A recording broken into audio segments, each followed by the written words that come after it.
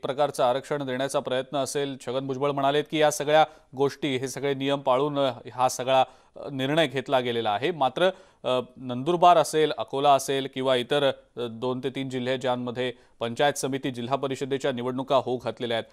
निलेश पवार आपले प्रतिनिधी आपल्या सोबत आहेत नंदुरबारचे, त्यांच्याकडे या संदर्भातली माहिती आपण जाणून घेऊया। निलेश, जिल्हा परिषदेच्या जागा आहेत 11, पंचायत समितीच्या 14 जागा आहेत, निवडणुका होऊ घातलेल्या आहेत। या निर्णयामुळे कुठेतरी आता काही वेगळं वातावरण निर्माण होण्याची शक्यता वाटते का? ज्या पद्धतीने आता अध्यादेश काढला जातोय, एकीकडे विरोधी पक्षनेते म्हणतायत की उशिरा सुचलेलं हे शहाणपण आहे, या सगळ्याबद्दल निलेश काय सांगाल?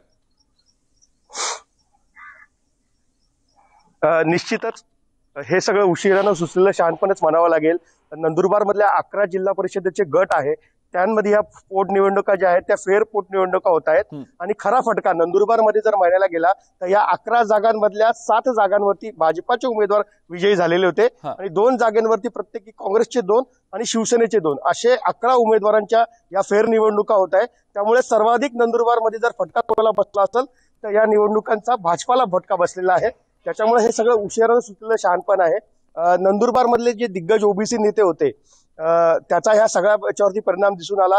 ह्या ज्यावेळेस सरकारकडनं हा सगळा निर्णय आला कोर्टाकडनं, त्यावेळेस जर नंदुरबार जिल्हा परिषदेचे उपाध्यक्ष असतील, बांधकाम सभापती असतील, कृषी सभापती असतील आणि अन्य 2 सभापती म्हणजे नंदुरबार जिल्हा परिषदेचे जवळपास 2 सभापती आणि उपाध्यक्ष यांना हा सगळा फटका बसला होता आणि त्यांच्या सगळ्या जागा रिक्त झाल्यामुळे आता ह्या 11 जागांवरती फेर पोटनिवडणुका होत आहे। कुठेतरी ओबीसींना न्याय देणार अशी काही वल्गना सर्व पक्षांकडनं झाली होती, मात्र तसं काहीसं चित्र नंदुरबार मध्ये दिसून येत नाहीये। बऱ्याच ठिकाणी ओबीसी व्यतिरिक्तचे जे उमेदवार आहेत तेच निवडणुका लढवतानाचं चित्र दिसून येते। त्यामुळे जे काही सर्वपक्षीय लोक ओबीसींना न्याय देणार ह्या ज्या वल्गना करताय त्याला कुठेतरी तिलांजली दिल्याचं चित्र नंदुरबार मधल्या या पोटनिवडणुकीतनं पुढे येताना दिसून येत आहे। बिलकुल, आपल्या सोबत आपले वाशिमचे प्रतिनिधी किशोर गोमासे देखील आहेत। किशोर, तिढा सुटणार, मार्ग सुकर होणार का आणखी हा तिढा वाढत जाणार, गुंता वाढत जाणार अशी चर्चा आता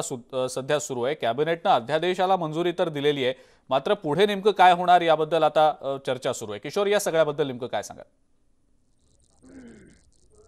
अजिंक्य, निश्चितच वाशिम जिल्ह्यातील जे आरक्षणाचा सुप्रीम कोर्टानं निर्णय दिला होता त्यामुळे जिल्हा परिषदेच्या 14 जागा रिक्त झाल्या, तसेच ज्या 6 पंचायत समित्या आहे यामधील 27 जागा रिक्त झाल्या।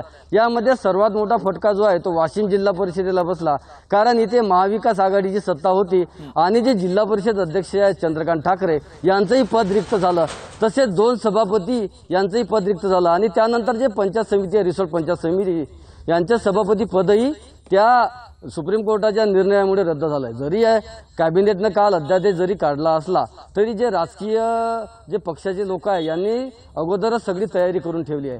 त्यामुळं आता हा नेमका अध्यादेशामुळे पुढे काय होते